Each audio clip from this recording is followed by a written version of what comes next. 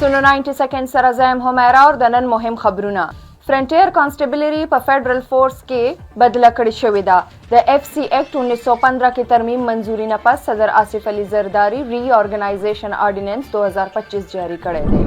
آی ایم ایف د پاکستان معاشي حالاتو باندې د اطمینان څرګندونه کړې ده. نن د پاکستان سٹاک ایکسچینج شمیره 1,40,000 ته رسیدلو سره نوې ریکارډ جوړ کړی دی. بلخوا تاجرانو د ملک په کچ هړتال اعلان باندې د وفاقي وزیر خزانه ټول ملک چیمبرز او اسوسییشنز ته په 15 جولای د مذاکراتو دعوت ورکړی دی. الیکشن کمیشن د خیبر پختونخوا سېنات الیکشن لپاره د امیدوارانو فهرست جاری کړی دی.